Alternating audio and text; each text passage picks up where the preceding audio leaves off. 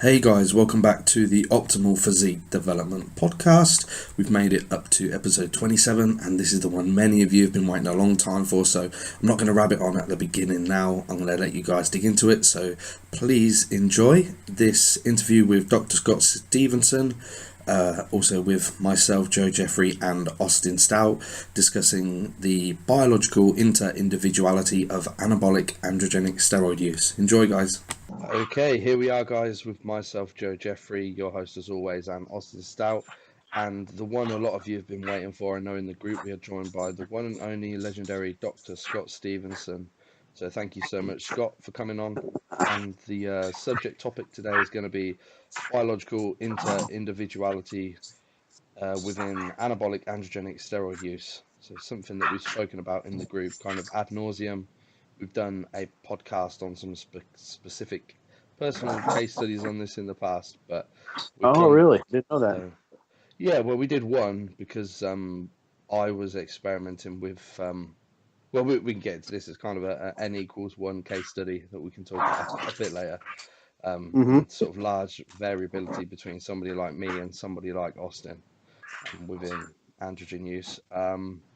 Interesting. Some personal situations that we dug into some blood work and stuff like that. But yeah, wanted to get you on to talk more about kind of the mechanisms of why it might happen, whether it happens at the androgen receptor or or some kind of mechanism further down the line when it comes to maybe gene transcription or something. And because I know you've been doing a lot of seminars on why you don't look like a pro and stuff like that, so you're the man Yeah. to speak to. So Scott, just firstly, thank you so much for coming on, man. Yeah, you're welcome. You're welcome. Someone actually, he actually was facetiously referring to me as God on one of the threads. I'm like, oh my gosh. So the whole legend or God thing or all that's like totally antithetical to what I'm trying to do. That's Call just to kind of authority. crazy. Yeah. Yeah, well, I mean, I'm just a guy who's taken it upon himself to learn a whole bunch of things over the course of a few decades, and I'm trying to disseminate it back. But anyway, I hear it's wonderful to be appreciated in that way, but it's the same way I want people to as well question me even more, as well as everyone else. So just felt the urge to say that, given the way I've been introduced a couple of times on podcasts. Like, don't take me as God. I am far from that. Highly fallible.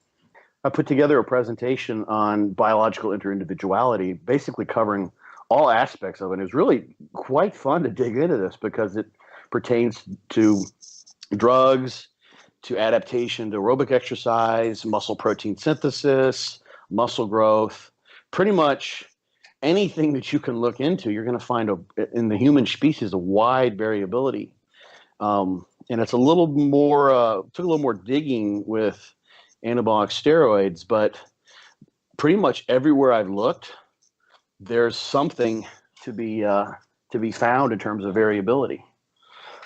So I don't know. I can just start rattling through things if you guys like, and kind of give you a abbreviated version of what I've presented before. Please just go into it. Yeah. Just dig in. Okay. Yep. So let's see here. I'll pull up some of the notes I made.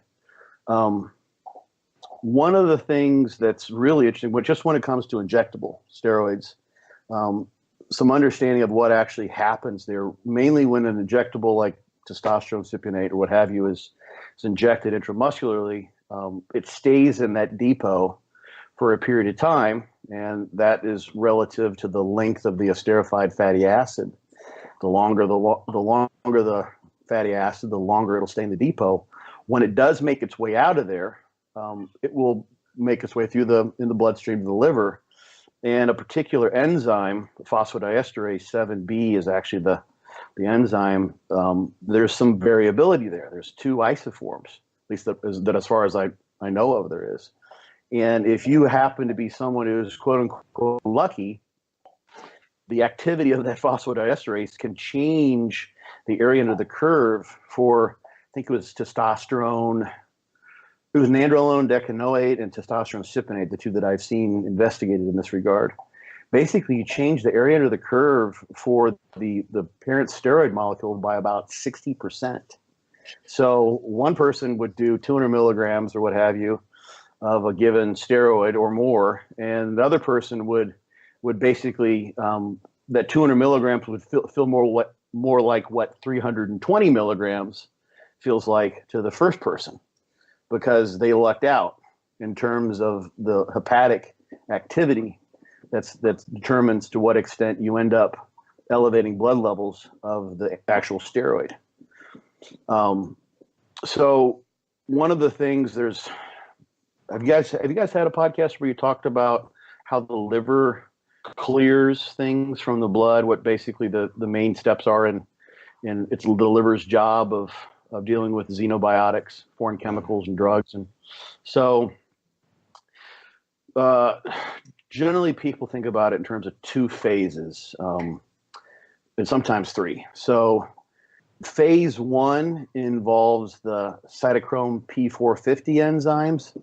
And the whole idea here is to take, at least in the case, especially of something that's lipophilic, like steroids, obviously a steroid molecule, which vitamin D and cholesterol and progesterone, estrogen all are, is a kind of lipid. So it's lipophilic. It tends to hang around in plasma membranes, and wherever there's fats, it's going to be there.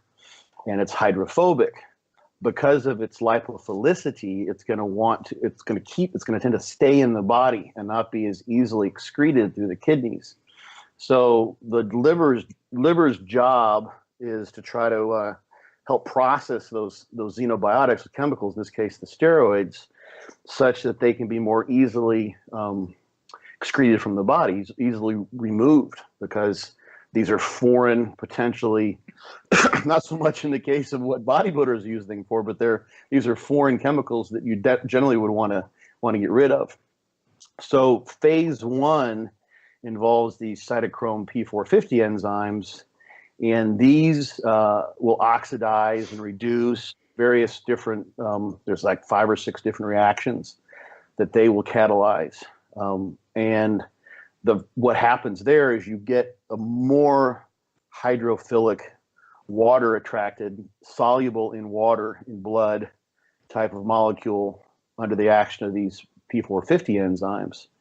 And then the next step is phase two. And in the case of steroids, it's a glucuronidation, basically adding a glucose moiety, a glucose containing molecule to the steroid, and that further makes it hydrophilic so that it can be then removed. So and there's also kind of a phase two where you've got things like, you may have heard of like P-glycoprotein. There's several, there's another class of proteins that basically help move things through cells, so they can get, for instance, out of those liver cells where these reactions have occurred. And the same thing happens probably in the kidneys as well. So they're starting to figure out these things. So, but the first of those phases is what causes a lot of the liver damage in particular, because you produce free radicals. And that's why people take like all the liver protectors, Liv52, the herbs in there, alpha lipoic acid, acetylcysteine, all the antioxidants that are based, and actually TUDCA does this as well to some degree. Those are taken as liver protectors because they counteract that free radical stress brought on by the phase one metabolism. So that's phase one. And we can maybe talk about, there's one question that was asked on Facebook that kind of taps into the idea of phase one metabolism, but the extent to which this glucuronidation occurs, which is phase two, also varies. So that's going to change the clearance and potentially the stress that happens in the liver with any steroid that makes its way there. So that's one thing that can play a role. So maybe not a direct effect per se, because we're talking about already a molecule that's been modified by phase one P450 enzymes, but we've got this issue, and this is a sort of a thought that I've shared. For instance, John Meadows and I have talked about it. We did the talk that we did, the series of talks we did at the Arnold Classic this year. He used actually a figure I'd kind of thrown together, which you guys have probably talked about this a good bit, if not specifically use this concept, is that if you look at sort of the dose response of steroids, the higher the dose, the greater the response you get. But it's sort of an inverse U relationship that I've kind of seen. And it's not because higher doses somehow are like blocking the androgen receptor or something like that. My thought is that when people get to higher doses, they start to become more toxic. It becomes more stressful with those higher doses. And because they're less healthy, those things accumulate in a way that limits the potential for the steroids to produce more growth and to get bigger. So at some point in time, you reach sort of a point of diminishing returns with higher doses, and the doses become so high that you're just toxing yourself out. This is sort of an empirical, kind of anecdotal observation. So that's one of the things that actually varies, is this glucuronidation in phase 2.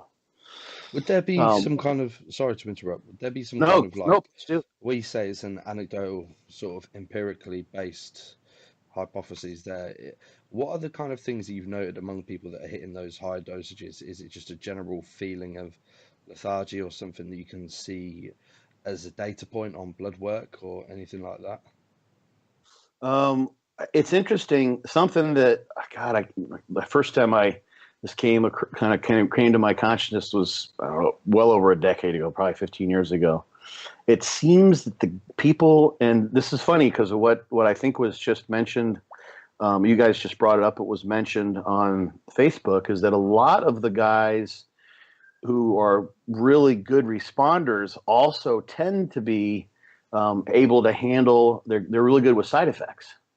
And Joe, I think you're a little different in that you don't think you're a good responder, but your body can do a really good job with side effects. Yes. 100%. Yeah. And of course, people immediately think, well, you probably have bunk stuff, but I know you probably can get it tested where you are. Yes. So it's not the case. I have a quick one for you, Scott. Sure. While we're on the phase 1, because I got this question. So interaction, since the P450 enzyme's involved with a lot of drug metabolism, is there any just interference between other drugs? Kind of what's your thought on that? If somebody's taking, for example, maybe it's like an antidepressant or something that utilizes the same enzyme, or just anything for that matter, because I know a lot of drugs are metabolized with that enzyme. Yeah, the CYP3A4, there's a whole bunch of P450 enzymes, but about like 50% of prescription drugs are metabolized, and some drugs are metabolized by more than one P450 enzyme, but it's the CYP3A4 that, as far as I can tell, at least I've seen this listed for oxandrolone, and it's true of some progestins and estrogens and testosterone. That enzyme is it's either it binds to, it's inhibited by, or it helps metabolize all sorts of things. And yeah, antidepressants, antibiotics, just the list of drugs is pages long actually. You can kind of Google that. Cytochrome, CYP stands for cytochrome P as in P450, and 3A4 is the one that as best I can determine, is at least one of the ones that metabolizes, at least orals in particular, and testosterone and probably nandrolone, whatever makes its way to the liver eventually. So, and actually, I thought you were going to go there with this question, but someone asked about over-the-counter supplements to help things work better. Grapefruit juice is thing that I've seen pop up over the years. I remember seeing a diet like 20 years ago. Somebody came to me and they were like, every morning they said, take your oils with grapefruit juice. And I'm like, and it kind of rung a bell. I'm like, oh, that's pretty smart. I mean, literally at the time the internet was even available for me to like dig in and find out what I now have been able to dig up as far as the naringenin is probably, naringen is the compound that's in there, and there's naringenin seems to be formed with grapefruit juice, but that's an over-the-counter grapefruit juice. Obviously, you can get at the grocery store, or you can just buy the naringen or the naringenin. They have combinations, those you can pick up, that would inhibit that P450 enzyme, and thus, at least in the case of an oral, prolong its half-life, at least theoretically. And it causes all sorts of problems for people who have drug combinations that they, like ketocosanol is an antifungal, for instance. And actually, a couple of my dogs are getting that now because we had a yeast infection here. So it just popped into my head. But that's one that you have to watch out for, because the drug half-lives can be substantially changed if you give two drugs that are basically both kind of competing for that same P450 enzyme, or you've got in a human someone who just likes to have a grapefruit for breakfast, and they do that when they take whatever drugs they're taking. There's a whole bunch of them, and they end up running into problems because their drugs are much more powerful. The area under the curve for the drugs are much stronger. So yeah, that's a huge thing. So it's interesting. What's the effective dose of the naringen if you were going to supplement it? Oh, it doesn't. I know it doesn't take much, because people can run into issues just eating a grapefruit, like literally, So I don't know what that amounts to. I think it's on the order like 100 milligrams. There's actually a paper, I can send it to you, Joe, if you like, with P-synephrine, which is an ephedrine-like alkaloid that, you guys, I don't know if it's for sale over there. Do people include synephrine in over-the-counter supplements in the UK? I'm pretty sure synephrine and all Ephedrine and its precursors are banned over here now. Yeah, synephrine, I think you can still get. It's not that popular. It doesn't have a really strong or any central nervous system stimulating effect, but it does have an impact on metabolic rate. And there's one study where they gave some bioflavonoids, naringenin, maybe another one too, and with a standard dose of like 10 or 20 milligrams of synephrine, and they increased, it was on the order of a couple hundred calories of caloric expenditure. They used indirect calorimetry, measure oxygen consumption, and metabolic rate was increased pretty substantially by adding this with the synephrine. That's probably because they prevented the hepatic metabolism of the synephrine. And that was like an over-the-counter amount that you could buy. So that would be a dose from that study that would give you an idea, at least in terms of those bioflavonoids. But it's an issue for a lot of people with drugs.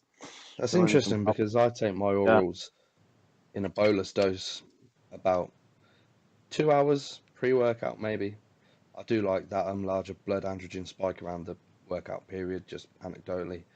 I could take it with some naringen, maybe. Yeah, it would be interesting to see if you can tell. Do you get a little aggressive? If I take enough, yeah, definitely. When I'm in the gym, there's that high androgen feeling. Right. At the minute, doing a mix of anadrol and winstrol. Okay. And it's definitely strength, but dose-wise, we're talking getting up pretty high to feel anything. I'm just looking at my I had some raw genome data, and I've just pulled it up here. Oh, cool. And I wanted to talk about that as well. That was my next topic, actually, when I was kind of going down my list here. I was looking at this P450 here, and the one they show is CYP 1A2, which apparently is encodes a member of P450 family of proteins, which metabolize nutrients and drugs. It says here excessive speed metabolism, and then it says 3.8, which apparently is in the red, and it says bad. So apparently, rapidly metabolized drugs. What was the letter, the numerical letter of that SIP? Which one was it? CYP1A2. 1A2. Yeah, I just pulled up a paper. Yeah, that's one of the main ones. This paper is about 3A4, which is the one that's involved with steroids, as best I can tell. But yeah, that's a big one. It says they're broken down faster in the liver to result in a less net effect. So that could explain some things there. Yeah, it's a. I mean, I have to be careful. I'm not a doctor. I'm not a physician. I'm just trying to find information. But I know people, will probably hear this and grapefruit sales are going to go sky high in the next 48 hours in cities where people listen to this podcast. So yeah, I mean, they have to be careful. You could, gosh, there's all sorts of things because a lot of times. Drugs have multiple P450 enzymes that metabolize them. I know I was looking into it, and I remember seeing this in your discussion board. Theacrine, yes, has a really long half-life, and it keeps people up. And that happened to me the first time I took it. I was wide awake, and it was 5 a.m. I felt great, but I knew I wasn't going to feel good later when I hadn't slept at all. And there's a couple P450 enzymes involved with metabolizing that. So if you mess around, and I'm just speculating at possible issues that could happen if you mess around. And let's say you say, I want to just start using grapefruit extract for all the time, and you end up inhibiting just one of the P450 enzymes, or ones that are certain members of that family and not others, you could basically set up a situation where you've got so many drugs that now can't be metabolized properly, that you end up creating a toxicity issue in a way that you didn't have before.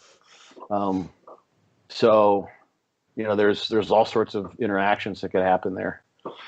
So that's not, obviously desirable in any way, shape, or form. Yeah. But yeah. So yeah, did your genetic analysis have anything to do with did it cover the androgen receptor? Austin, I don't know if you remember, I found some SNPs that we did related to the androgen receptor. Yeah, and we did go over them. I can't remember them off the top of my head because they're only kind of secondarily linked to the androgen receptor. Okay. But I can't really remember, Austin. I don't know if you can, but none of it was good news. No, there wasn't anything. You were a poor metabolizer, but we weren't able to find any decoding software that was giving us anything really specific to anabolic use, unfortunately.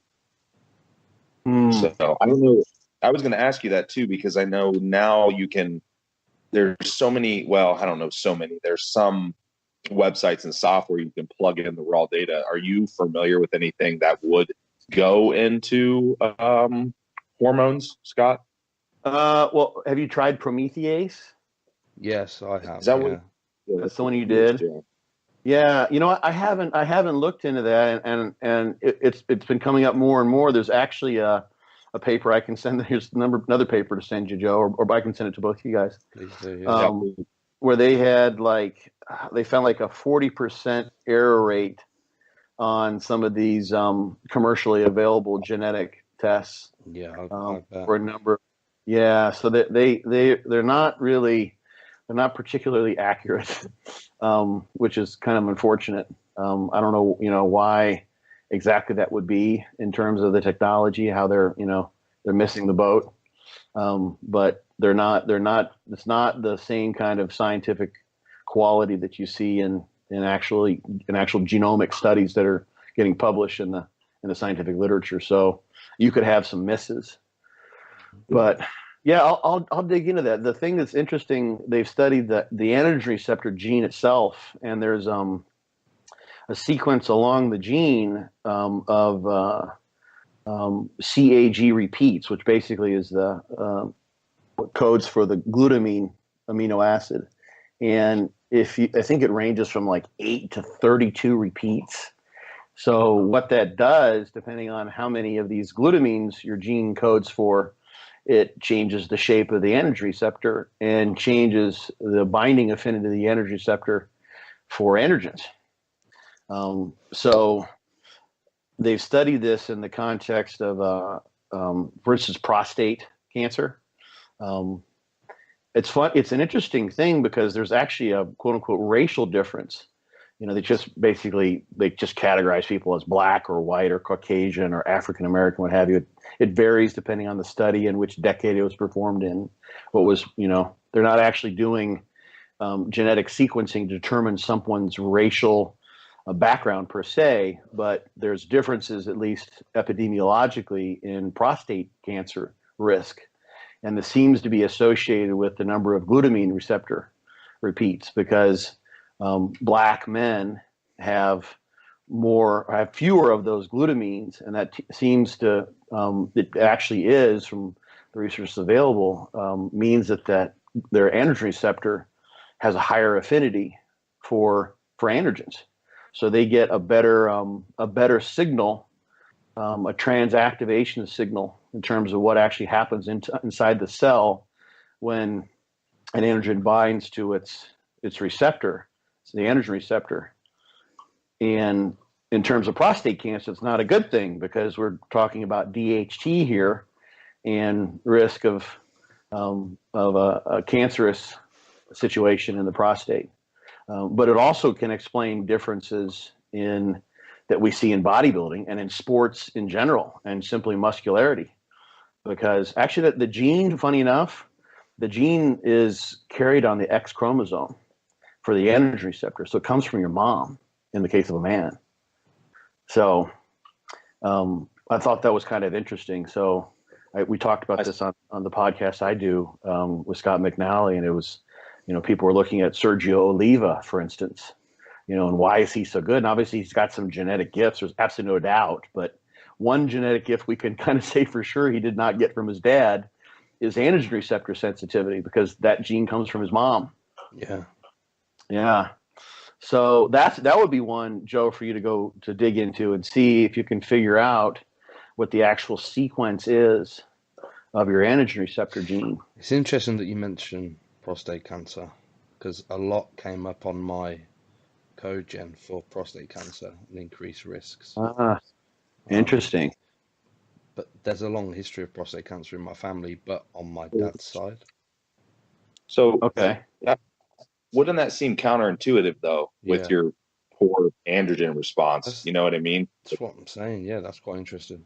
Yeah. Actually, it does make sense, because if the history of prostate cancer is on your dad's side, then that is related to the androgen receptor that your dad has the genetics for. He got that from his mom. Your androgen receptor gene was from your mom, and you don't have. So if it was your mom had a high risk of prostate cancer and the males on her side,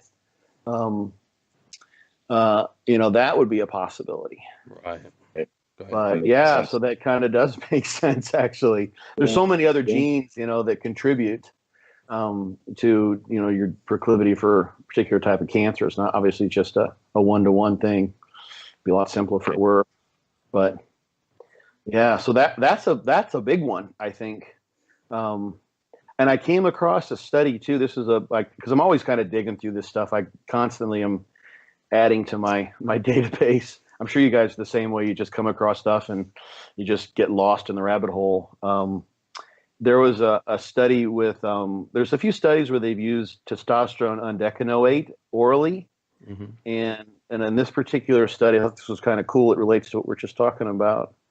It was a growth retardation study in boys that weren't growing very well, and they had delayed onset of puberty. And they wanted to see which worked better to restore their growth rates, this testosterone undecanoate or oxandrolone. And they had some non-responders, I think only one in the oxandrolone group and like 3 in the testosterone group. And so they crossed over. And so those non-responders weren't growing. All the other subjects in both groups seemed to be growing okay. and they crossed over and they gave the non-responders the other treatment, and then they restored their growth. They started growing after that point. So I thought that was really cool, because that points to what's going on here. That's interesting about this androgen receptor thing is we know that obviously different androgens have different actions. So it's not like every androgen you bind to the receptor and it just does the exact same thing intracellularly. There are different side effects. There are different impacts on hair growth and acne and aggression, how well you grow, and that's a lot of that's mediated just through the androgen's action on the androgen receptor. And of course, what happens in terms of, can be aromatized, or does it have progestogenic effects or what have you, but we've got this sort of lock and key hypothesis. Another thing that people can probably relate to this is different stimulants, for instance, that bind to the adrenoreceptors. So compare like clenbuterol and albuterol and ephedrine. Ephedrine's producing norepinephrine release at the sympathetic nerve terminals, and ephedrine's binding to the beta-2s, but that norepinephrine that's released from ephedrine also binds to those beta-2 receptors, and albuterol is binding to beta receptors. But they're different molecules binding to the same receptors, causing different effects. So if someone's sort of, at least from the standpoint of a bodybuilding perspective, not necessarily prostate cancer, but if they have just generalized greater sensitivity to the androgen receptor, that's in their favor. But there's also the fact that when you've changed the number of glutamines in that androgen receptor and it's changing its shape, literally this whole lock and key hypothesis that's used, as an analogy in biology all the time kind of applies, but it's not a perfect analogy, because you've got numerous keys that can unlock a given lock, and some of them slide in like butter and they turn it right open. They have a really high binding affinity, and they cause all sorts of things to happen intracellularly in terms of second messengers or genomic transactivation in the case of the androgen receptor. And then others can open the lock, they'll go in, the key gets in there, but it just doesn't bind all that well. It just doesn't do the job quite as well. So back to this study with the boys that had retarded growth, some of them were responding from the testosterone preparation, others were responding from the oxandrolone. They took the ones that weren't responding to those two different treatments and they crossed them over, and then they found that they started to respond. So for like that one non-responder to oxandrolone, that was the wrong key for his lock, apparently, or his locks in everything that's involved with stimulating growth. But when they gave him testosterone, it worked. And the three non-responders to testosterone, when they gave them oxandrolone, then they started having growth occurring again at a more normal rate. So bring this to bodybuilders. Some guys find, oh man, I grow like a weed when I use Winstrol. It's the best thing ever. Or, if you can't grow on D-ball, then, you might as well just give up. This study actually kind of addresses that idea, is that everyone's going to be a little different in terms of what turns on muscle growth. Yeah. What turns on bone growth is what they're looking at. So here's one for you, Scott, before we get too far off that response thing. Because Joe and I talked about this at the end of the last podcast about teens or just younger people that are prone to early hypogonadism. Joe, do you remember what we talked about on that specifically? Well, you talked about, because I'm trying to think specifically what you said. It was about teens that had hypogonadism, and man, I should have looked it up. I think it was maybe just along the lines of their propensity to respond to exogenous testosterone after such a lack of endogenous androgen response or something. Yeah, that's what it was.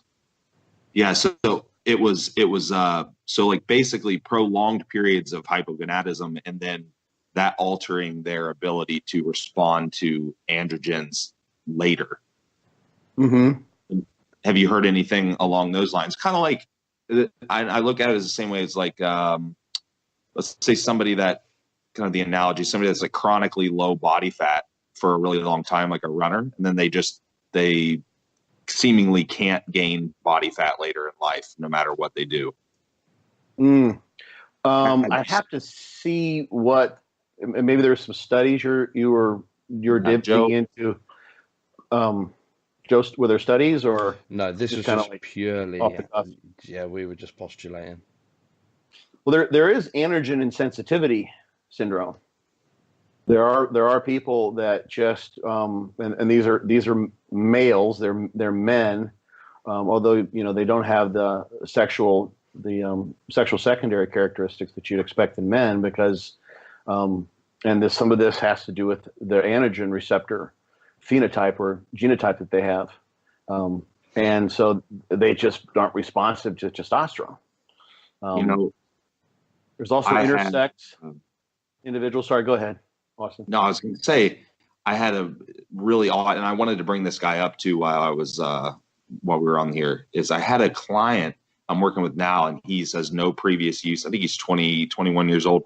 No previous use of anabolics, and he had, we had labs ran and stuff, and he had all the symptoms of hypogonadism. So I wanted to get his labs done.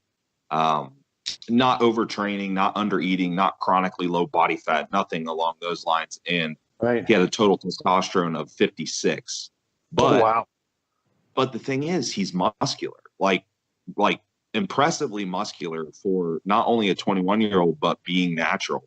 And I know him well, and I know his best friend's actually one of my clients too. And they swear up and down he's never, used anything in the past that, like his not shut down from previous use or something. But just super interesting, like how that's even possible. I mean, anything's possible, I suppose, but just a really odd case. I was obviously we addressed the hypogonadism, but I was just kind of baffled by how all of that tied in together. Yeah, that's actually pretty cool, and that's where a genetic analysis would be great. Obviously, there's a number of things that are involved with muscle growth. You've got 2 copies of the myostatin gene, and they see, if both copies are corrupted and there's a myostatin deficiency, then you see more of the quote unquote double muscling, or what's used in the animal studies, than if you just have one gene. Actually, there are different. You see different degrees of muscle growth depending on what genetic defect they put into the myostatin gene too. So there's various models of this, and so there's all sorts of things related to myostatin which could play a role. And so maybe he had that. He had a strange combination of some sort of hypopituitarism. Basically, his pituitary is not doing the job. Do you remember if his LSH and or FSH were low? Did you test those? Yeah, they were. They were both low. So I mean, his production of hormones it wasn't there. So in general, I mean, estrogen was low, obviously, because there was no test to aromatize. But yeah, everything was low. Did you? How was he? How tall was he?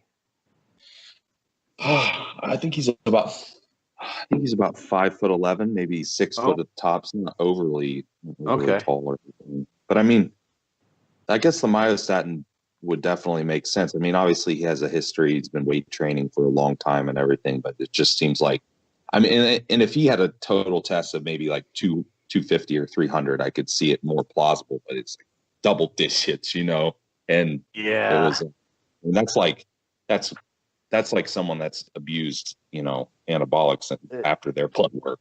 It totally is. Yeah. Yeah. He's got, hypogonadotrophic hypogonadism, I told him I would ask. I told him I would bring it up on the podcast too, because I told him, truthfully, I said there's obviously another mechanism here by which you've grown this amount of muscle. It's not androgen related because you don't have any. Yeah. Well, we went over. Sorry, Scott. No, go ahead, Joe. We went over my first piece of blood work on a podcast a while ago, and I was very much the same. So I was 19, and my total test was, I think, 71 or 72. Ooh. And LH and FSH were less than measurable on the assay. But that was after previous cycles? No, that was completely natural at 19. Interesting. Which is where this idea came from. I didn't venture into super physiological dose until I think I was maybe 21 or 22, so 4 years later. I was just on prescription TRT of 200 milligrams per week, which put me around between 670 and 700 nanograms per deciliter. But yeah, that's where we kind of started postulating on it originally, that I probably never had sufficient androgen production. Right. Well, androgens don't differ that much between men or boys and girls before puberty, but then obviously, and neither does body composition too much or physical performance. It's pretty close. Just kind of look at the PE statistics for boys, and neither of them can do any pull-ups, and and then when puberty hits, boys can start doing pull-ups, and girls can't do them as much. Really, they don't get a whole lot much of an increase. But you definitely probably missed out.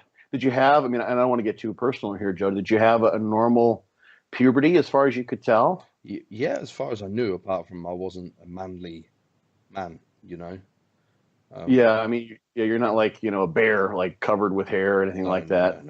No. Yeah, but yeah, that's interesting. I mean, I was trying to think through just purely physiologically what would be going on with you. If you've got normally androgens feedback inhibit the hypothalamic pituitary gonadal axis. So if you've got a reduced signal because you have an aberrant androgen receptor in your brain, that would then mean less inhibition and more gonadotrophins. So you would, if anything, probably have higher androgens for that reason, but still be non-responsive to them because you've got, a gene that's not doing its job, or for the androgen receptor, it's just not very sensitive to those androgens. But you seemed, at least from what your experience has been with using steroids, is that you don't respond well, and you also didn't have what I would have expected to have happened in that hormonal axis if you had an androgen receptor that just wasn't favorable for a good signal being transduced. Yeah. So there could be. So that's where it's so far it's a black box to me still. I'm not shining any light in there, man. I can't quite tell. But I'm sure you played around with lots of different things. Oh yeah, to see a key that unlocks your box, so to speak. Oh yeah, and I think I'm getting closer and closer over time to working out good ratios and stack designs and whatnot that really work for me. I think I had maybe my first successful kind of growth phase previously to the one that I'm in now. I gained a good chunk of body weight and then got back to the same body fat that I was at, about 14 pounds heavier. So that was nice. Pretty good. But that was like the first time I've ever done that. And interestingly, what you were talking about, a lock and key mechanism, that was the first time that I'd ever used nandrolone as the primary growth anchor. In the past, I'd always used testosterone. And the difference was huge for me.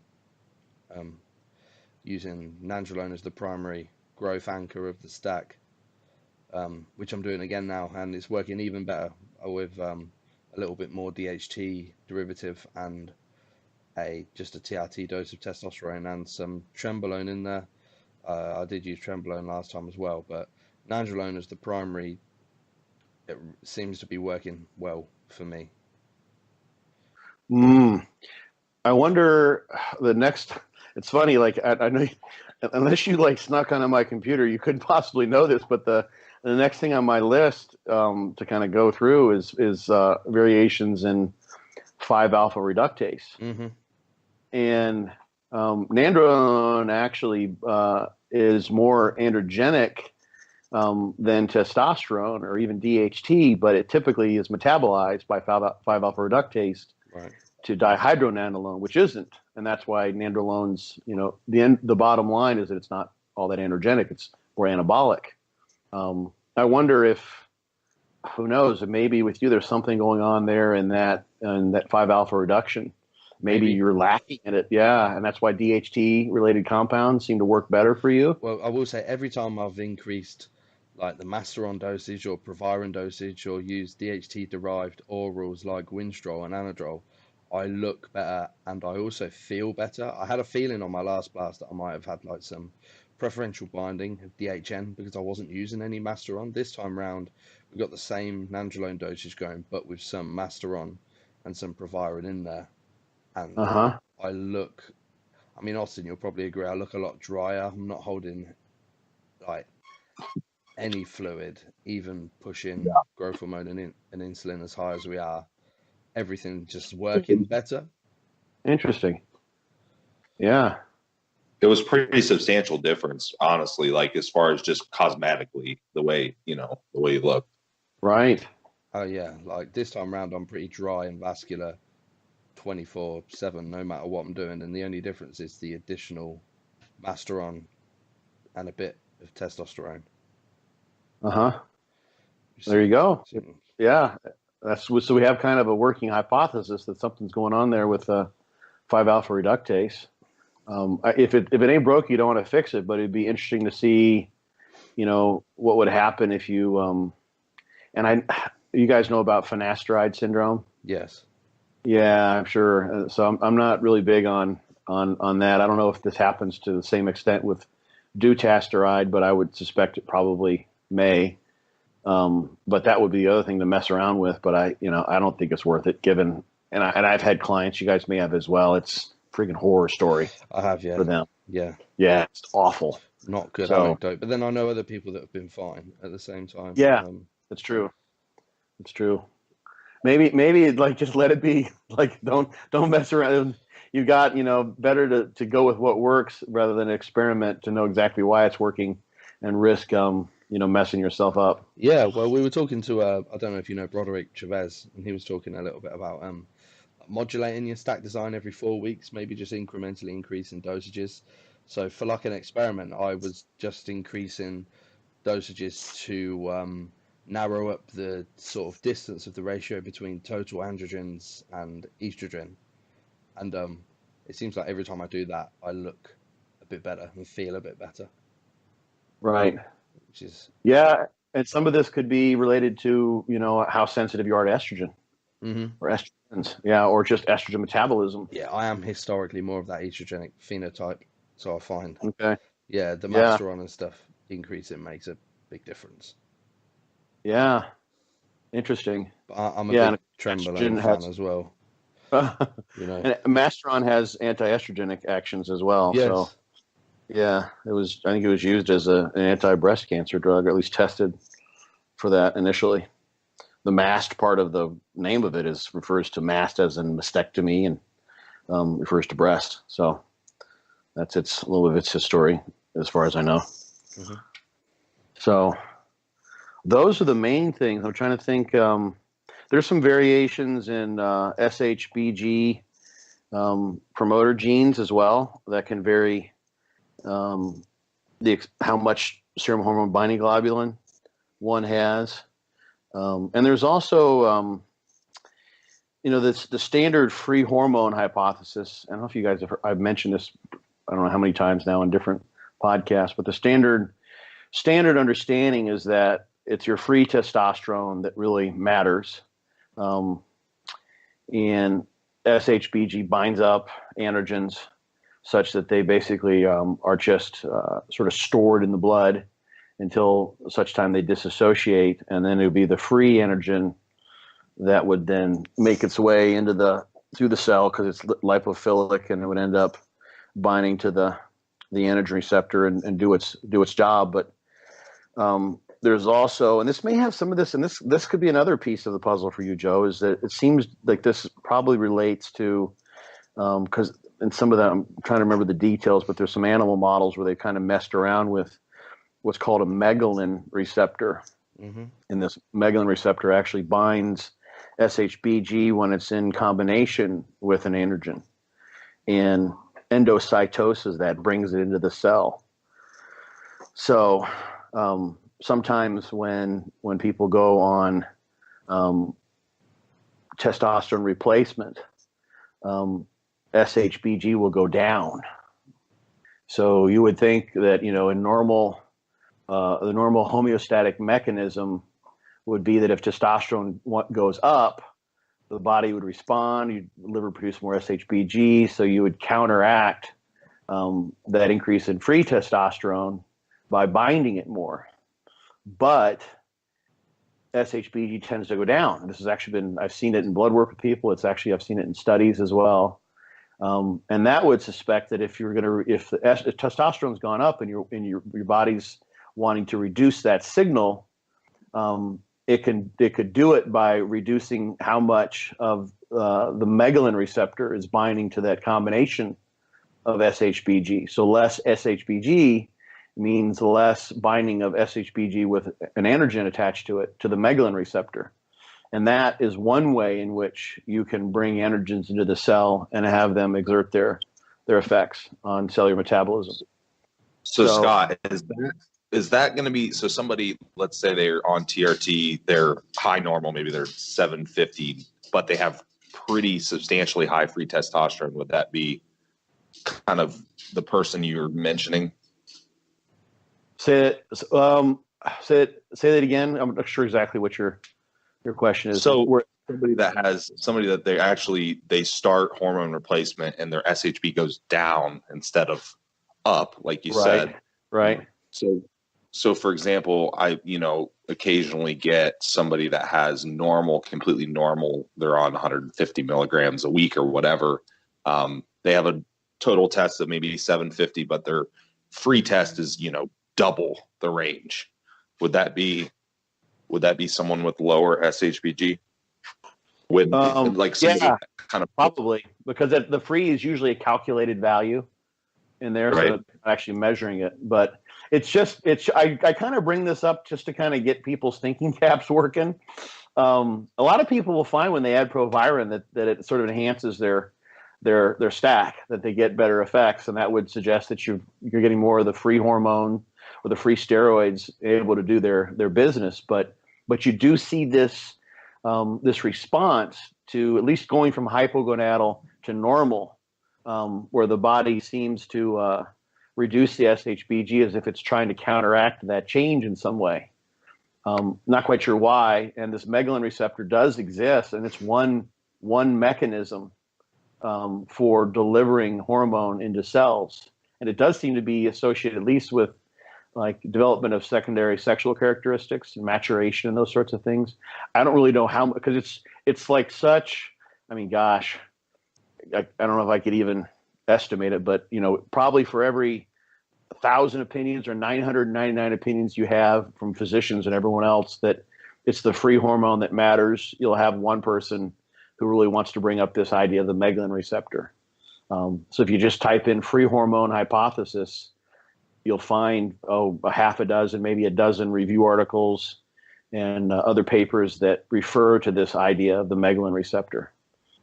So it's something another like sort of a bell and whistle to play with. It's another latch in unlocking the door completely to potentially flip. And it's something that may be playing a role, especially for people I think on TRT, to see whether Proviron helps them, because some physicians even prescribe that. I know a lot of guys will just use it because they feel better, and some people don't get anything out of it. So, yeah, I always use Proviron just because anecdotally I tried it years ago and it made me feel better. So, yeah. So there may be something there with you too, Joe. So, I've used 50 milligrams of Proviron every day for years, I think. Just have it. But empirically, I find with some clients as well, as you say, it just makes no difference. Yeah, it's an interesting thing, So, I think was there a question on Facebook? I can go look here about trenbolone and the variability and. Yes, I think Mark Rhodes asked about the variability of side effects from trenbolone, but I guess we could carry that over to any steroid. I'm just looking at the thread here. What mechanism specifically is likely for experiencing such aggressive side effects from trenbolone, whereas others seem largely unaffected. So, yeah, I mean that's an anecdote we've all seen in the bodybuilding world. I think I've run trenbolone damn high, like over a gram a week, and my personality never changes. Interesting. So the sort of classical mechanism for androgens is the androgen makes its way to the cell. You've got two pieces, the two monomers come together to form the fully function dimerized androgen receptor, and then it gets into the nucleus and to a promoter region, and you start transcribing genes. So androgens in that way kind of act in a long term. It's a slow process over the course of days or weeks, and that's what's probably going on with muscle growth to a large extent. That's why you just take a little while for you to see the muscle growth that you want if someone were to start androgens or start hormone replacement. But there's also, and I keep on waiting for. It's funny because everywhere I look, they're like largely unexplored. No one's really dug into it, but there are some other mechanisms that act pretty rapidly using things like G proteins, GTPases, and these are involved with really rapid cellular responses to binding of ligands on, like a steroid would be, on like a cell surface receptor. So there are some pathways that people have worked out that are really rapid acting, and these are the ones that are probably, at least from what I've read and what I've kind of surmised, these are the ones that are playing a role as to why you get that central nervous system aggression psychological effect from androgens. That's why when someone takes Anadrol, 2 hours later they feel it in the gym. That's not because you've got some. That's a pretty rapid acting deal that's going on in the brain, in areas of the brain that are responsive to androgens, which obviously changes behavior. That's why sex drive goes up or down depending on whether someone's hypogonadal or eugonadal. Certain androgens turn off. Some guys will say they turn into just raging machines sexually when they're on trenbolone. Like they're like the next coming of Dirk Diggler when they're on trenbolone. And then some guys feel completely shut down. And some of that can be the inhibitory effect of the progestogenic effect of trenbolone. It could be a number of different things. But some of it's probably the variations, and I haven't even seen this. I haven't been dug into. This is one thing I haven't seen anyone dig too deeply into, is variations in the population and the extent to which these some more immediate response signal cascades are in a given person's brain, to what extent it makes a difference with them, and just how they're wired. I mean, our brains are obviously so complex. You can, this isn't a direct specific mechanism, which I think was being asked, but just look at alcohol or any drug that's psychoactive. Some people, drink alcohol and they just chill out and they're fun and relaxed, and some people want to go fight everybody. The beer muscles are the just enlarged tenfold. So there's some variations there. There's a little bit of research now. It's not, they haven't done these in, like a double-blinded placebo-controlled study, but they've done some brain imaging in steroid users, long-term steroid users, and they're the amygdalas in the brain, which is part of the limbic system, the kind of emotional brain. That's sort of it's lit up in situations where someone's fearful or anxious. And in long-term steroid users, the amygdala is larger, it's more developed. And when they have looked at the pathways that connect the frontal cortex, which is where our judgment is kind of happening, it's less developed. So is that seen more in compounds that have this kind of interplay with neurotransmitters more so, like your 19-nors or bolderones? I haven't even. I have no idea. I mean, we could speculate as to what tends to activate these neurons more so. But it's pretty much, we know it's things that tend to be androgenic. And interestingly enough, here's the fascinating part: it tends to be orals. If you look at the classic androgen receptor binding studies, orals suck. Yeah. They don't bind for shit, but they produce these really rapid increases in aggression, and sort of changes in quote unquote personality. I don't think it's not really long-standing personality changes, but definitely some mood changes. So there's something about these androgen receptors, with whatever signal cascades are being activated by the orals, that is probably categorically different than whatever's being activated by the classical androgen receptor that's been studied in these androgen binding receptor studies. Interesting because, you say that, yeah. Yeah, there's no binding. Like the orals suck. We spoke it's like about zero. It's like no. Yeah. So it's like, yeah, especially it's with really Anadrol. it's really quite fascinating. Right. It's like nothing. Oxymethylone like zero. Yeah, exactly. Zippo. It's like, okay, you can't spell asshole without Anadrol. Like this stuff, makes me into a, raging monster. So what's it binding to? Well, those are the areas, in the brain, like the amygdala is one that would be involved with that. So I got a little off track there, but long term, some people may simply have a more developed or more sensitive because of their family of origin, the environment they grew up. If, someone like grew up in a war-torn country in the Middle East, it's going to be different than someone who grew up in a wealthy family in the suburbs where they've never even seen a gun except on TV. The changes in their brain in terms of reactivity and all sorts of things could be very, very different. So you give someone whose brain has developed because of their environmental pressures and what they've been exposed to be somewhat reactive, to have to be tough, to have to stand their ground. Maybe they got in a fight every day at school, until they stood up for themselves. You've got someone there whose brain is literally wired differently than someone who didn't grow up in those situations. So when you add something exogenous like an androgen that lights up those pathways that are involved with turning on aggression and aggressive behavior, then you've got someone who might be really reactive to trenbolone. And that's just the environmental side of things. There's probably genetic aspects to that as well. Yeah.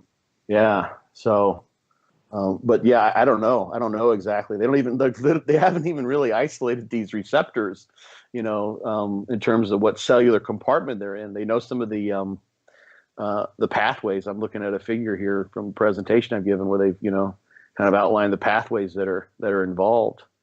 But and they're different, so there's a lot we don't know. Yeah. And on that, in the brain, I wonder how wide the variability of androgens affects on things like the angiotensin receptor system, or like RAS, like how wide a variation that would be between individuals too. From everything I've seen, I imagine it's just all over the place. Yeah. It's just highly variable. There's really, think of like everything from food to pretty much every drug.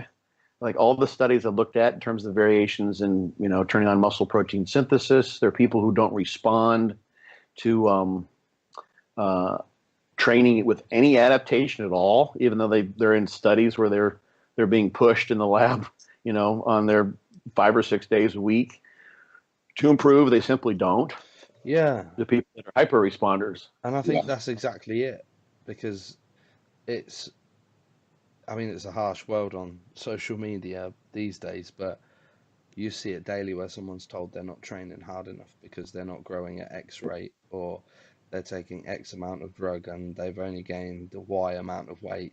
They're not eating right, or they're not training hard enough, but it's not a cut and dry situation. Mm-hmm. Which I think is...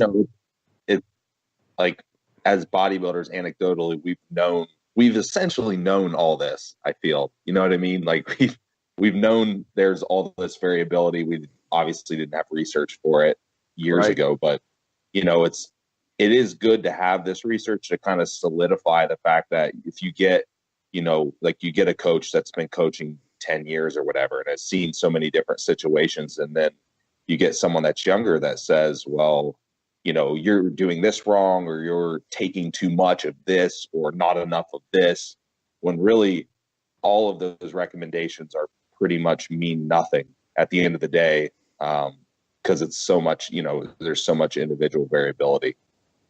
Yeah, it's the crazy thing about it, as you said, is it's because this is so intimately connected to our sense of personhood, who we think we are. It's our body, and if we're really passionate about it, it would be like someone who's, a financial investor, and they barely have enough money to keep their checking account in the black. It'd be kind of embarrassing. It's like, holy crap, I must be doing something horribly wrong. Well, that's different than finances than it is with your genetic ability to put on muscle mass. And we just can't see past that. There was a thread on the Muscular Development Forum that I cruised through a bunch of forums just to look and see what's keeping, in contact with things and see what's happening. And there was an article that they'd posted on Steve Kuklo and Dana Lynn Bailey's shoulder training strategies. It was just like an interview with them, like how do they train shoulders? And the very first sentence, the very first thing they said in this interview was that my shoulders, both of them, my shoulders always grew really easily. Like literally they said that. And then, so right off the bat, that says to me, it's like, well, why would I want to listen to you? Like you did, whatever you do, your shoulders grew. But the whole rest of the article was about what they did, and still people would want to read that. That's still, despite that fact, there's still like this sense there must be some little unknown secret that I can harvest from what they're going to tell me that I can then apply to myself, as opposed to, well, it's like looking at someone who is, a billionaire and and asking like, well, tell me what are your financial secrets? Like, I was born into this. My dad's a sheik. Like I was raised in a palace. I've been a billionaire since the day I was born. Like I have nothing to tell you about how to make money in the world. None of this has anything to do with my ability to invest or what have you. Yeah. And that's kind of how it is with bodybuilding to some degree. And coaching, big time, because people want to be coached by people with the best looking clients, but it's not hard to get a Ferrari to go fast. But if you look at the coaches that have taken people from such a subpar place and taken them somewhere pretty good, that's worth a lot more to me. I agree wholeheartedly. And back to your point, Austin, that's what you said. That's why I was aware of this research. I'd seen it, over the years, and that's why I put together that presentation. It's why I gave it when I was in the UK at Body Power, and I've given it a few times now, and I'll keep on giving it because the title of it, I think you guys saw, is like why you don't look like a pro, and that obviously grabs people's attentions because I have some sort of solutions as to things people could do differently, but the main thrust of it is just to say here's the black and white of it. There's so many things.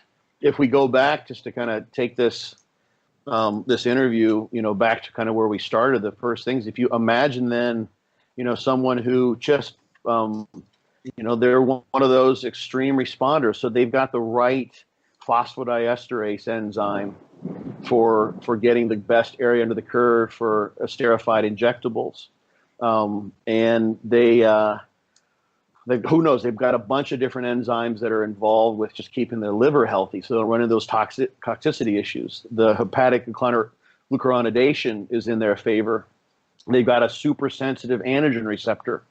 Their 5-alpha reductase enzyme favors them for the given the compounds that they use, and et cetera, et cetera, et cetera. You line up, someone who just happens to have just like 5 or 6 big things in their favor, and now for them, 200 milligrams becomes 320 milligrams just from the area under the curve, and then they get maybe an amplification of another 50 or 100% fold because they have an androgen receptor that's in their favor in terms of those glutamine repeats. And now 200 milligrams for them is like 600 milligrams for someone else. and they're growing like a weed. It's funny because I go to Dr. Eric Serrano is also my physician. So, right on. Awesome. I've been going with him for a while. We had a discussion about just about variability, not to this degree or anything, but and I always say this to people. There's really like two main types of people: the people that respond to very little, but they tend to get side effects a little bit easier, obviously, and then the people that don't get any side effects but are just poor metabolizers and hardly respond. Then you get those rare people that respond to very little and still don't get any side effects. Yeah, and those are hardy. And those are like the gem, the 1 in a million guys that they, that's who you see. Well, I'm not going to say that's who you see on the Olympia stage, because we know they're pros that do some pretty deleterious things. But I mean, you take somebody like Phil Heath, for example. I have no idea, just speculating, but I would imagine he's that person. Oh yeah, you know what I mean? Oh, I totally do. Yeah. So he might live to be 90 years old. You know what I mean? And it's just that's just one of those 1 in a million guys. Yeah. So I'm glad it was funny you bring that. You guys are like giving me the perfect segues through this discussion we're having here. So in that article or in that presentation about why you don't look like a pro, the first main slide I did, this a couple of years ago, I looked at the top 10 from the Mr. Olympia in 2016, the Open, not the 212. And as best I could, I went back and looked online on the NPC site and Muscle Memory, all the ones I could figure I could dig up their competitive histories from. And I tried to figure out how long it took them from their first show until they got their pro card. And those people was like Phil Heath, Sean Roden, Dexter, Big Ramy, Bonac, Rulli, Cedric, Dallas McCarver, Jocelyn Arktowitz, and Justin Compton. So those are the top 10 in 2016. And on average, it took them less than 4 years from their first show to their pro card. And if I took out Sean Roden and Josh's values from there, because those guys took a kind of a hiatus. I wasn't sure how long Josh's was. He didn't compete for a while. I think he maybe competed in some amateur organizations, and then he switched to I guess probably the IFBB down under. And Sean Roden had like 7-year break. But if I took those guys out, the other 8 had less than 3 years from their first competition to a pro card. That tells you something. That's pretty. Correct me if I'm wrong, but Phil Heath went regional show, national show, pro, or pretty damn close. The only time he was beaten as an amateur was when in the overall, the Mr. Colorado, he was a light heavy, where he beat Ken Hill, as a matter of fact, Skip. And then he lost to a guy whose name I'm blanking on. I've actually competed against him before, and he never got his pro card. And then the next year he came back and he won the overall at the Colorado, and then he won the junior nationals, and then he won the USAs, and then he won his first 2 pro shows, in that order. So it took him like 2 years to get his pro card. Yeah, we have a guy, and I've told Joe about him before. He's a local guy here, and he was the only person I know personally that he did a regional show, very first show ever, won the overall, then competed at USA's and won his class, and arguably was, close to an overall. And he'd never touched growth hormone. He said he was less than a gram of total anabolics for the whole entire prep for USA's, which is like, silly. And so yeah, just incredible. How that can even. And the thing is, he's never trained hard. He's never progressively overloaded. He's never done anything under 15 or 20 reps in the gym. Right. Ridiculous. I've talked to guys, and I've actually helped some guys who I won't say exactly who, of course, or what show, but like top 5 national level shows, like pro qualifier shows, who were just using doses that were so low. All they were doing was shutting down their HPTA. Like literally, we're talking like 50 milligrams a week.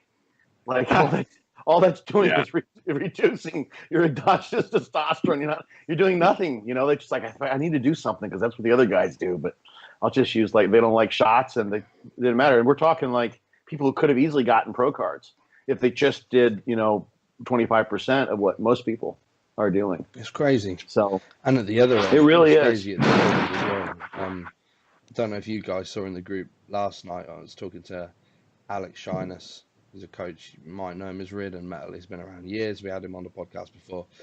We were talking about someone that me and Alex both know from ages ago from the boards, that was a higher level competitor that was never made it to pro status, but competed in pro qualifiers and did okay, who would run over 13 grams of gear year round, self-admittedly. And wow, growth hormone, I think it was something like, he was IV in 45 units every day. Oh my God. I could just imagine being asleep all day. And that was in one shot post-workout, he'd shoot that IV. Wow. In fact, I could actually pull up what he wrote down that he did for a show. That's crazy. But then on the other end, I know a pro over here in the UK, I won't say the name, who legitimately competes pro on less than 600 milligrams. It's almost disgusting. And like you said, makes no effort. So it doesn't even have to think about it. Yeah. Well, I mean, imagine, I've used this analogy before too. Imagine if bodybuilding were sort of the opposite of what it is in terms of a physique goal. And the idea was to become as morbidly obese as possible. We're talking like hundreds upon hundreds of thousands. Like the best anti-bodybuilder, bizarro bodybuilder was a 1,000-pound person who's completely bedridden. So that stay with me here. I know this is a hard one. I'm kind of like reeling a little bit just describing this.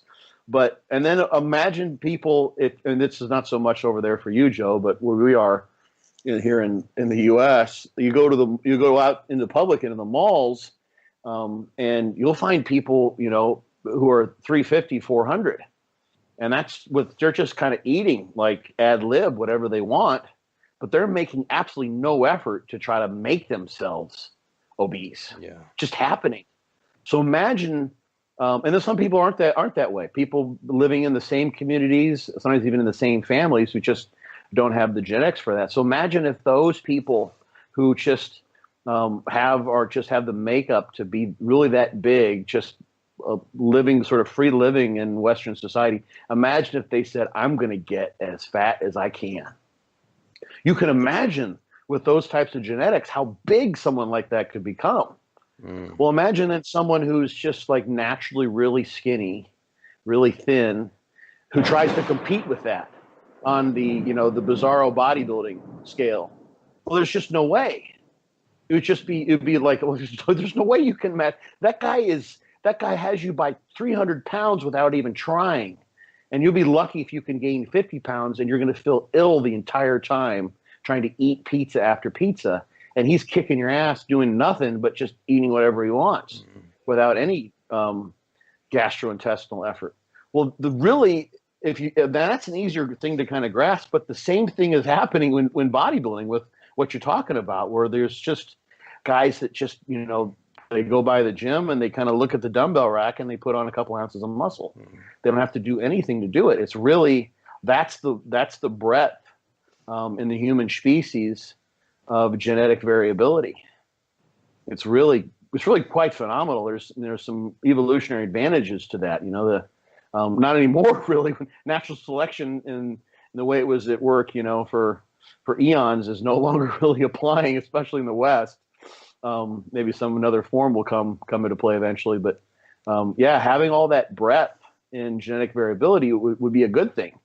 Because then some people who can like the Tohono O'odham it's a Native American Indian tribe in Arizona. They sometimes go by the Pima, P-I-M-A Indians. If you look at the research literature, and they've got like 8 out of 10 or 9 out of 10 people in that tribe are diabetic, and almost everyone is obese, gigantic.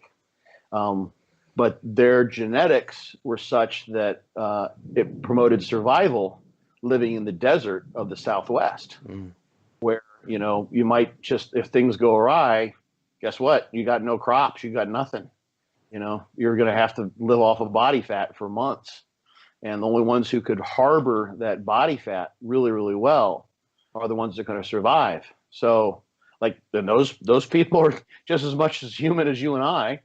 They just have a genetic heritage which favors lots and lots of body fat. The same thing is true with some people as far as muscle mass, et cetera, et cetera. So if you look at the other side of the coin, I think it seems, at least to me, to be a little more intuitively, even for me, and I've been thinking about this most of my life, but it's even more intuitively obvious when you think about the idea of trying to put on as much body fat as possible, that some people are more gifted, and putting on more muscle is just simply a genetic gift as well. We just don't like to accept it. Yeah. Especially if that's what we're trying to do ourselves. So practical takeaways being just do the best with what you've got. Well, yeah, that, I mean, well, I do have kind of a thought, like there's some more pieces to the puzzle, but I think, and there's actually someone, he may listen to this. He posts on my discussion board, and we've been going back and forth on this as well. He doesn't respond very well. He really hasn't adapted tremendously well to the training he's doing. He's a very, very bright guy, and he knows what he's doing. He's putting as many pieces of the puzzle together as he can. I've never trained with him or seen him train, but I have the sense he trains pretty hard. So he's not really lacking in everything, but he's kind of getting to this point where now he's getting pretty negative and frustrated. And the thing that brought him to mind, and the thought that I have, and some people figure this out, there's different ways to kind of figure this out, is, you know, you'll know, especially if you're extraordinary, really quickly if you're going to do well. Like people who become pros, who kick ass, they may start training with some buddies, and, you know, they go, you know, in 6 months, they've outdistanced all their friends. You know, they've doubled their bench press and everyone else has gone up 40 pounds. You know, they're just complete outliers. So you'll know that. And after 2 or 3 years, you'll know where you are. And, you know, I think that, you know, I suggest people at least try to do is figure out, you know, best you can, like where you fit on that sliding scale of genetic ability. The sooner the better, and then set reasonable goals so you can be happy with what it is you can and can't achieve. Yeah. Because good message, really. Yeah, I like the guy who was using nobody wants to I use of growth hormone. Say it again. Was that Austin? Well, and the thing is, that's a good message, but nobody wants to hear it. It's like I know. You know, people are like, well, you do anything, you know, if you work harder or whatever, you know, whatever cliche statement you want to throw in there, but that's just not true unless, you know, you want to take 30 years off your life. Right. Some bodybuilders probably would happily do that. Yeah. And who knows, you know, for some people that might be their, you know, it's better to burn out than to fade away. And for them, that might be just the way they're wired for a quote unquote good life. And other people, you know, they'd rather take it easy and live to be, you know, 100. But no, yeah, I certainly feel that way. I feel like I have a problem recognizing my limitations. But at the same time, I'd rather push and be on the more extreme end and make the sacrifice at the other end, just personally. Yeah. Well, I imagine for you, Joe, I'm guessing, you tell me, maybe I'm missing a boat here, but there's some intrinsic value in the journey in trying to figure out what works and what doesn't work. Yeah, that is my biggest sort of accolade and what I live for in life is this puzzle that I'm kind of a part of, you know. So yeah, 100%. So you're not someone who's just wallowing in frustration and self-delusion. No, obviously. I absolutely recognize my genetic limitations, and I'm just on a more of a crusade, you could say, to at least try to figure a way around it to reach the highest place that I personally can be as a bodybuilder, wherever that may lie. But I accept that that's not going to be Dorian Yates, you know? Right. It's going to be me. Yeah. But wherever it may be, at least I'd like the comfort of knowing that I left no stone unturned getting there. Right. And the thing that, I mean, in a way, Joe, that I think that it makes you so very valuable in the bodybuilding world, in the bodybuilding community, because your path is a harder road. Another analogy I draw when I do this talk about biological inter-individuality is you know, you want to get to the top of a mountain. And you know you're going to have to climb because you figured out that you don't have genetic gifts. So do you ask the guy who flew up there with a helicopter how to get to the top, or you ask the guy who took the most treacherous route? Well, that's exactly it. This quest Yeah. and this path has led me into a career and it's helped me so much with my client work and being able to work with people maybe coming from a similar background, because I've been almost forced to look so hard into every small part of the minutiae of physique development that it's turned into what it is now, you know? Mm-hmm. Yeah. So it's you a learn. gift. Been there, done that. You know. Yeah. The most, and I'm the same way. Joe and I have talked about it. A lot of the more in-depth things I know are from personal obstacles. You know what I mean? So and I think anyone can say that. If you look at a lot of the good coaches that are very intuitive and able to, you know, really, really dig into somebody's biofeedback and dissect it and give them the best approach for them, those people are probably not top tier genetics. Maybe they have good genetics, but they're not, you know, they're not Phil Heath. They're somewhere else. They've maximized sub mediocre to subpar situation. Mm-hmm. So definitely. Yeah, the guys that flew up to the mountaintop in the helicopter, I mean, what are the chances they actually paid attention to the pathway on the way up? They're kicking back, you know, watching a movie on the DVD player in the helicopter. You know, they've got the easy route. Exactly. So, and in a way, it's like, and I've seen this too. You guys probably have, is that some people who have really good genetics, they don't even, there's not so much that they can actually enjoy out of the pursuit because it all comes too easily. It's the things that are more difficult that are more meaningful to us.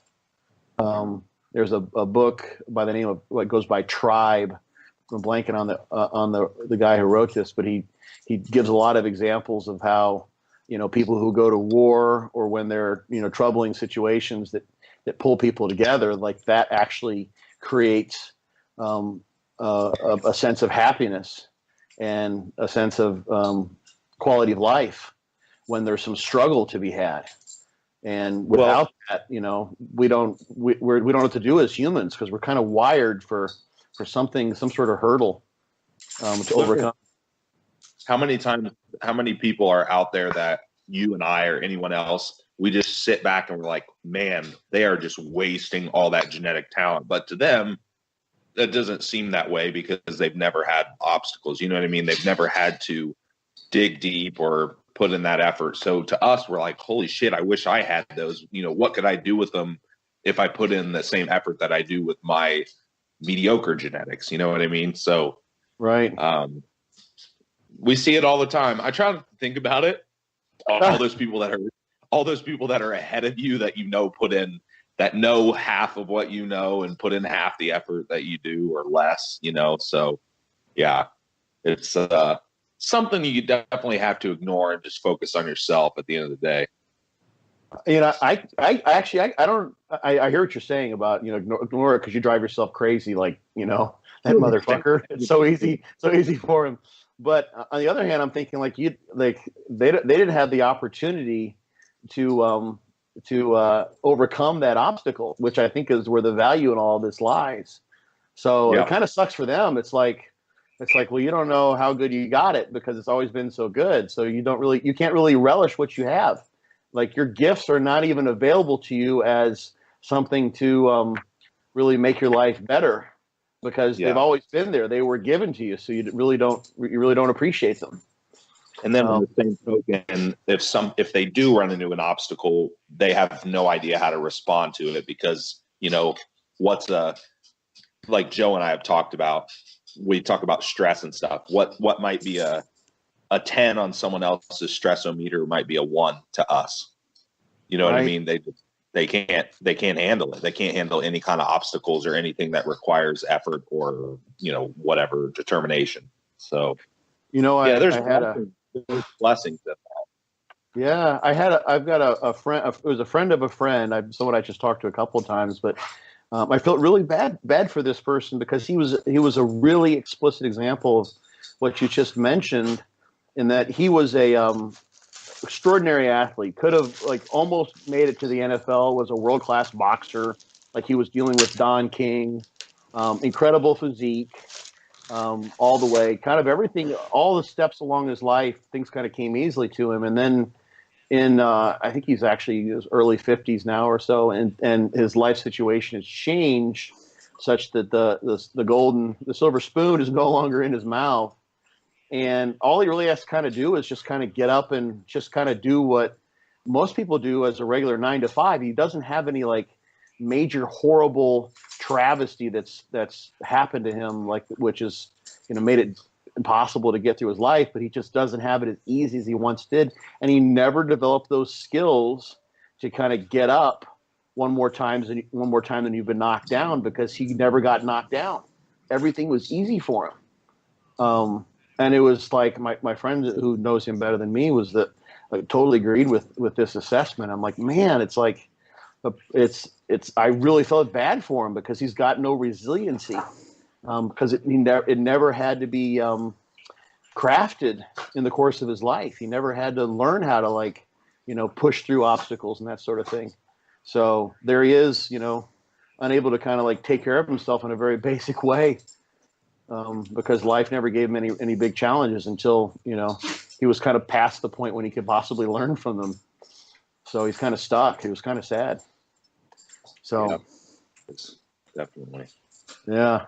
There is one thing, too, that I'll toss out back to the bodybuilding topic, because it's just one of my favorite thoughts. So one of the things that dictates, it seems to at least, the extent to which someone is a responder is satellite cell proliferation and differentiation. So when the muscle cells get bigger, at least after the first maybe 10 or 20% increase in size, you need more satellite cells to govern the newly enlarged muscle volume. Those come from the or nuclei, and those come from the neighboring satellite cells, which divide and then make their way into the cell, and they take over as a new nucleus. And it seems that the local growth factors that get turned on after a resistance exercise training session, there go the dogs again, it dictates to what extent people respond. Responders seem to have a little bit higher satellite cell density, but one of the main things that differentiates them is how well they get a growth factor response, MGF and IGF-1 and those sorts of things. So let me see if I can get the dog. Oh, Foxy, go grow. Yeah, be quiet just for about 5 more minutes. So one of the things that happens, those growth factors, the levels are increased probably around 5 days, something like that. From the limited data I've been able to find, it was just after one study where they elicited some muscle damage. But so someone who's really got great genetics for muscle growth can probably get away with sort of a quote-unquote bro split, where they train a muscle group maybe once a week, because they get this prolonged elevation of the growth factors that turn on the satellite cell response. Whereas someone who doesn't grow very well, someone who's bordering on a non-responder, doesn't get much of a growth factor response. But in order to sort of elevate growth factors and kind of perpetuate that satellite cell response, and then thus the muscle hypertrophy and adaptation, my thought, this is sort of my speculation as to why frequency of training works, is that, and why people will do higher frequency training to bring up weak muscle groups, is that if you train a muscle more often, you can perpetually elevate and maybe even couple the elevation of local growth factors that are necessary for what ultimately kind of has to happen for a muscle to get significantly larger is you have to have more satellite cells that are activated and much more nuclei in the growing muscle cells. So this does mean that you should learn how to train better and activate the muscle and do things to optimize the load on the muscle and use daily undulating periodization and do deloads and all those other sort of things, and of course eat enough and apply all the other strategies. But from the standpoint of growth factors being released locally, and that being seemingly so important for getting a good adaptation, the more you can do that, and the higher you could elevate growth factors, maybe from repeatedly, like every other day, or some people will even train calves like every day, as long as they don't try to do too much. The more you can expose locally the muscle cells to a local growth factor release, autocrine growth factor elevations, probably the better you're going to turn on the overall growth adaptation. So that's kind of like my one thought for people that aren't responders, that aren't doing things right, is to work on that. And interestingly enough, one of the things that happens back to steroids with this is actually one of the situations where you see an upregulation of androgen receptors with administration of steroids, where they go up both in the nuclei. You'll find them in the nuclei of the muscle cells and in the nuclei of the satellite cells. And there's an upregulation when muscle cells are exposed to androgens. So that's probably involved with variation in how will people respond to gear as well. Haven't seen that specifically investigated, but satellite cells are definitely playing a role here someplace. So anything you can do to get them involved, in my opinion, is going to help you grow. So that's kind of one of the bottom lines that comes from that talk that I give about how to figure out ways to work around the fact that you might not have the greatest genetics in the world for put on muscle size. Interesting. Cool. Yeah, it is. It's a good job. I'm guys. hitting my chest about 4 times a week at the minute. Yeah, working? I think actually we're doing okay. What do you think, Austin? Yeah, it's better than last growth phase so far. Yeah, it's going quite well. Yeah. Finally getting some upper body size coming on now. Yeah. I've got this is maybe maybe you guys want to have me on, we can talk about this, but I've also got some thoughts on muscle soreness and overdoing it on frequency too. That'd be a cool topic. Yeah. Yeah, it is kind of an interesting one because it's something I've literally just sort of dug into this last year. The old dog is I'm still learning some new tricks. Yeah. Trying to at least. We had a question on it before, and we kind of went into how delayed onset of muscle soreness could be a biofeedback regulator of both under and over training in terms of volume and frequency, depending on the situation. Yeah. That could be a cool topic. Yeah, it is. It is an interesting one because there's a lot to that. There's so much. I've got so many pieces. We'll have to cover that another time. I've got a lot of things. You'd set me off on about a 20-minute tangent if I dug into that right now. It's almost a half a show, pretty much, if not a whole show, just on that one. Well, we'd love to have you back, man, if you'd be willing. There's a lot of people on the group that have been looking forward to getting you on, big time. They want to hear God speak again. Yeah. Is that what you're telling me? That's your fanboy Ben Broadhurst, I know. Stop that, Ben. Stop it. Don't do it. I'm sure you're misspelling. He's got the one vowel. Oh yeah, he does. Yeah, he's the first person to post. Yeah. On any of the podcasts, he's always right there, man. Yeah, he's a good lad. Very passionate. He is. Yeah, he's a good guy. That's for sure. Very intelligent 16-year-old. I can tell you that. Yeah. Right on. Okay, cool, Scott. Well, I won't keep any more of your time. You've been here way longer than we asked of you, and it's been such an insightful discussion. Left me with a lot to think over and mull over, and I think everybody's going to be the same. It's awesome. Hopefully uplifting, Joe, and not depressing. Oh yeah, for sure, man. No, I'm never down on myself. It's all right. It's all right, everybody. When I post the update photos, I know I look like shit. You don't have to let me know. We did touch on your over exaggerated antibody response to your immunity to steroids. We didn't cover that part, I don't know right? where that's come That was from. I think somebody's accused me of saying that. I certainly wouldn't spend the money that I do on steroids if I thought that I was immune to them. Yeah, I don't even know that like that can really happen. No, But I don't know where that's come from. funny. It's come from somewhere. Somebody thinks I've said that. Right. Fine, you know. It's the telephone game, you know. Yes. You said one thing and someone said something else, and next thing you know, you're like a week from now, you're gonna have like 4 kinds of HIV. It's like, how did like I'm immune to steroids and now I have HIV? Like what? Oh, geez, Joe Jeffrey's dying. Like I think it has come from another group where somebody was, somebody's denying that there's variability in response from anabolics. He was saying no. Everybody reacts the same. You just use that as an excuse because you've got an addiction problem to steroids.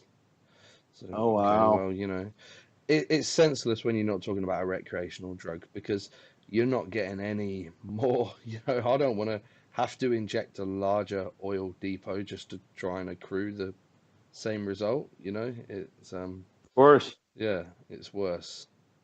So not exactly a senseless argument that I'd make. You know, I'm certainly not immune. I hope not anyway, because I don't want to keep jabbing stuff that's not going to do anything. And, I did get a comment on the last update. I did a couple of posing shots on Monday, put them in the group, and somebody said, "You look good, but I could look like this natural." Okay, maybe I think that's the point. You maybe could, but right, but I can't, evidently. Yeah, it is. It's too bad. I think what I've seen, Joe, and you posted on T Muscle. Oh no, let's like a not couple years ago. That. All right, yeah, I remember that because they attacked you like rabid dogs. But I've seen the quality of your post go up just in the last tremendously, just in the last couple of years. Thank you very much. So, you're welcome. That you're was welcome. the beginning of my journey, and I did get slaughtered over there. Maybe rightly so. Oh. Yeah, well, you never ever lash back from what I saw. No, not really in my personality. No point, is there? No point. Not really. I mean, I went there to try and learn and get some support, but I just found the opposite. But yeah, luckily things have kind of turned around business-wise and physique-wise since then. I've gained about 40 pounds, so not doing too badly. Mm-hmm. Yeah, that's phenomenal. Thank you. So, well, I appreciate that sentiment, Scott, coming from you. That's really motivating. So thank you so much. Oh yeah, of course, man. I'm for everyone getting. You're trying to help people, and that automatically puts you in the good camp with me. Thank you, man. So yeah, you're welcome. I learned a lot of what I know now trawling intense muscle as a 16-year-old. So. Yeah, I hear that a lot from people that are now sort of with social media and Facebook, that were a lot of people who were up in the trees, in the trolling trees. I was there, yeah. I'd never dare post. I was too scared. Nearly 10 years ago now. Crazy to think about. Wow. Yeah. I would actually search your name. What was it? Homunculus or something like that. Homunculus. Yeah. And read every post you'd ever made off of your profile link on there. I've done that more than once. Spend that hours and hours reading. I'm sure I'm not the only one, I'm sure people are still doing it. It's why it's great the board's still there. I hope that it never goes down. I don't think it will. I don't think it doesn't cost Ken much to keep it up, and there's too much good stuff from Dante Trudell as well. Dog crap. Yeah. It just needs to stay there. So hopefully I think he's on the way back out as well. Yeah. Dusty Hanshaw. Yeah, that's what he's told me. So he posted some things maybe a year ago on Facebook, like they were about to come out with something pretty. He was actually standing in front of, I think, a dry erase board, like he was sort of giving a lecture that had been recorded, but then I never saw it happen. So hopefully that will make its way out, because he's got a lot of good things to say too, obviously. Yeah. Awesome. Cool. Thanks, Scott, again for being on. I'll let you go. I'm going to go and get some sleep. Yeah, you got to get to bed. I've got legs tomorrow, so I better go and get some good sleep. Right on. You know what I'm going to go do? Cardio, probably. Yep. Fucking A. What, you're 2 weeks out? Is that right, Austin? I don't mean to keep you guys, but are you? You're fine. 2 weeks. Yeah, 2 weeks Saturday. So yeah, essentially, who's counting? Are you sneaking into the show, or does everyone know what show it is? No. I'm not that sneaky. Plus, like, a little bit of social media presence always helps the business anyhow. So I see no need to be sneaky. What show are you doing? It's Indiana. It's a Midwestern states. I'm from Ohio, and that is the only surrounding state I've never competed in. I've been to PA, West Virginia, Kentucky, Michigan, Ohio. So it's a completely different judging panel. So doing something different. Are you doing that just for the variety and just kind of keep it new and novel, or is there? Okay. Yeah. See, I know I did Ohio shows a lot recently, and I know it seems like I know all the judges personally. Like, I don't know if that's bad or, right. I don't know if that's bad or good. We're all on good terms, but I just feel like I try something new. That makes sense. There's no conflict of interest there. No one's going to say, hey, I know you guys are buddies, and that's why you placed him above my athlete or what have you. Yeah, you don't. That's smart. Just get out of it. Can't hurt. Right. Well, I hope you kick ass. I'll look for the picks. Joe said you're absolutely diced to the gills. Yeah. Check the photos out, Scott. Austin always comes in absolutely ripped to the bone. Crazy. That's awesome. It's good to see it still happening. Well, looking forward to that. That's one thing about my Caucasian genetics. We have the best skin over 40 years old for bodybuilding. I don't. I think there's Asians do pretty well in the skin department, though. Yeah, you're right, but the African Americans do not typically. Okay, Dexter's doing good. I'm just trying to think. I haven't. As far as like thin, grainy, gnarly skin, the older white guys have it nailed down. Okay, how old are you now? No, I'm not old. I'm 28 years old in September, so I'm not there. All right, gotcha. But yeah, get some of that Scott Stevenson skin going on. I'll see what I can dig. Well, actually, there is some stuff on skin thinning as you age. That's why the skin fold body fat estimations change. If you look across the charts, the same value on a skin fold, that gives you a different body fat percentage depending on how old the person is. But I'll see what I can find on skin thickness and see if we can confirm or deny your hypothesis. I'd be interested to see it. Yep. All right, man. All right, guys. Ready. Sweet. I appreciate it. All right, have a good night, both of you. Thanks again for coming on, Scott. It's been awesome. Yeah, likewise. Thanks, guys. Talk to you guys next time. Okay. Adios. Alright guys, so that wraps up our interview/discussion on biological inter-individuality of anabolic androgenic steroid use with Dr. Scott Stevenson.